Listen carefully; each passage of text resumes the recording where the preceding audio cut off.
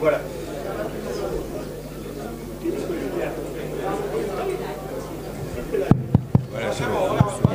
Oui, madame le garde des Sceaux, je suis inquiet pour mon pays, vous savez. On a libéré des commandos, on a libéré des terroristes, on a libéré des poseurs de bombes. C'est grave pour mon pays. En fait, ce sont les chefs d'accusation pour lesquels ils ont été retenus. Et donc, du coup, là, depuis ce week-end, je ne dors pas, je suis plus en sécurité. En sécurité. Et donc, le week-end, j'ai vu à Capes, au terrain à Capes, les policiers avec leurs chars de combat et autres. J'ai pensé que c'était pour notre sécurité. En réalité, c'était pour les manifestants de H24 et autres. Là. Alors, j'aimerais savoir, qu'est-ce que, Madame le garde des Sceaux, vous, en tant que justice, et l'État du Sénégal, le gouvernement, dans un cadre général, ils ont prévu. Parce que c'est libérer, c'est bien, mais libérer des terroristes, moi, ce sont les noms que vous avez donnés. Et je rappelle que, madame, il y a des prisonniers détenus politiques. Le maire des Parcelles Assini Guélani Sané. Mais attends, c'est un détenu politique ou pas? J'ai vu un jeune dans une vidéo qui dit qu'on lui a dit, bon, il faut dire, j'ai laissé Sonko au profit de Macky Sall. Il a refusé, on l'a amené en prison. Comment vous l'appelez? Merci, madame. C'est bon? C'est bon. Bon. Alors, pour qu'on se mette définitivement d'accord, je rappelle, d'après ce que Ibrahima, notre maître de cérémonie, a dit, que c'est la dernière salve de questions. On est d'accord? Voilà. Maguette, vous, c'est pour ça que vous restez assise. Ça se voit que vous n'êtes pas debout. Vous passez tout votre temps à allonger les débats, poser des questions, et moi je suis debout. Maguette, est-ce que vous êtes d'accord que je donne la parole à Maguette? C'est la dernière question.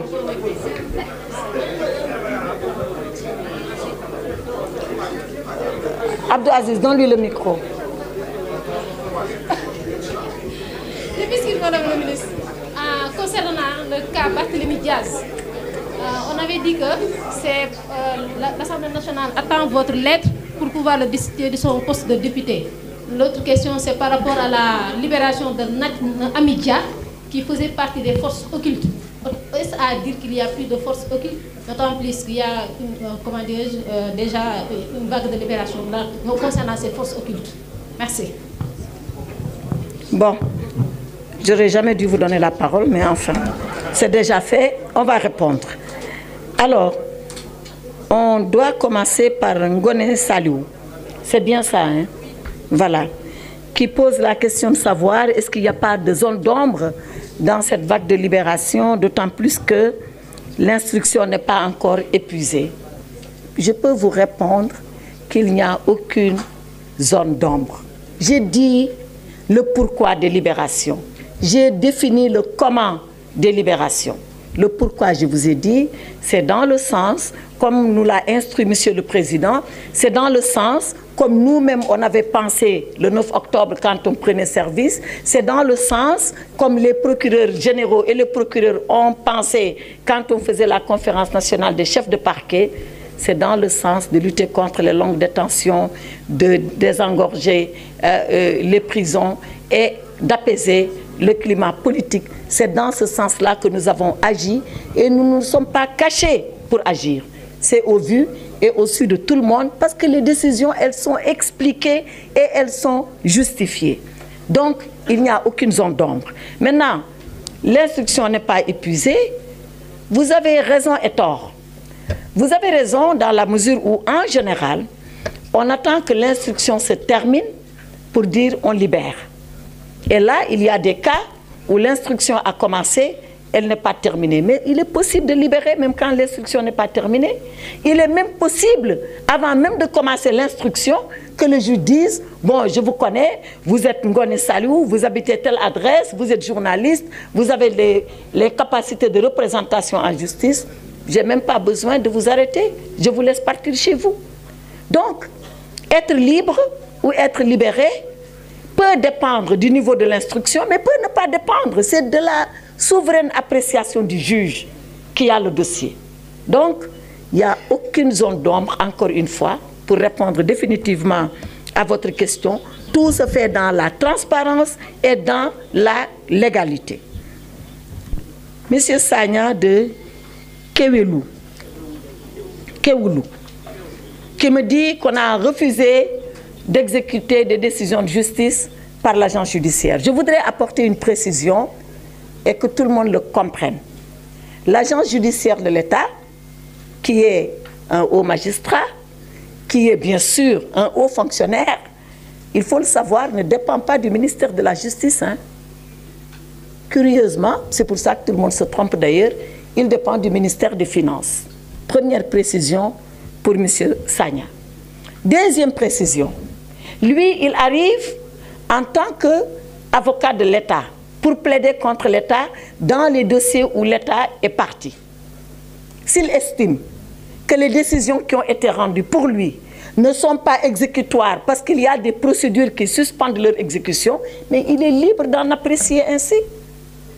Il est libre, appréciant ainsi, de faire les recours et de dire, tant que mon recours n'est pas fini, je n'exécute pas la décision. Et qu'est-ce qui va se passer? C'est des problèmes d'interprétation de la règle. Les uns disent non, c'est quand même exécutoire. Les autres disent non, ce n'est pas exécutoire. Qui tranche? C'est finalement le juge et qui donne ce qu'on appelle, qui fait œuvre de jurisprudence. Mais avouez quand même que c'est pour la première fois au Sénégal qu'on était confronté à ce genre de situation et surtout accepter que pour ce genre de situation, que chacun se défende jusqu'au bout et qu'on laisse les juges décider. Donc, c'est ce qui s'est passé pour la décision de Ziguinchor et pour la décision de Dakar. Maintenant, M. Abdel Nasir. Yeah, thank you and allow me to give my answer in French, please. Because it will be easier for me. You understand? Yeah. Okay, thank you for your understanding. Donc, lui, il a posé 3 questions. La première question, est-ce qu'avec ce qui s'est passé, on avait dit élection 15 décembre, le Conseil constitutionnel a cassé cette décision, que va faire le président Sall? Deuxième question, la société civile appelle à la libération de Ousmane Sonko. Qu'est-ce que nous disons de cela? Troisième question, quelle est la décision qui sera prise par rapport à Bassirou Diomaye Faye, peut-être concernant toutes ces conditions de libération que nous sommes en train de poser? Pour tout cela, je voulais donner une réponse précise. La première, c'est que pour ce qui concerne le président Sall, je l'ai dit, il a acté la décision du Conseil. Ayant acté la décision du Conseil, quand est-ce que l'élection aura lieu?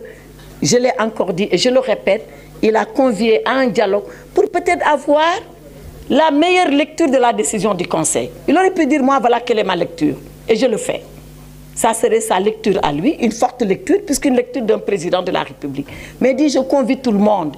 Je veux avoir la meilleure lecture et une fois qu'on aura la meilleure lecture, dans les meilleurs délais, l'élection présidentielle aura lieu. La société civile appelle à la libération de Ousmane Sonko. Oui, elle a le droit, comme elle aurait d'ailleurs pu, mais surtout dû, appeler peut-être à la libération de tout le monde.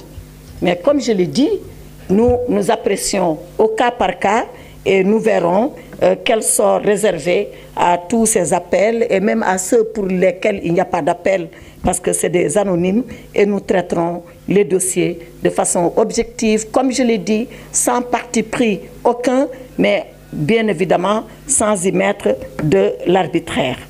Quelle décision pour Bassirou Diomaye Faye? La même chose que pour les autres. Je l'ai dit, être candidat n'est pas une condition de liberté provisoire. Par contre, si nous pensons aujourd'hui que les conditions sont réunies pour qu'il bénéficie d'une liberté provisoire au même titre que tous les autres, on agira ainsi et on fera ainsi.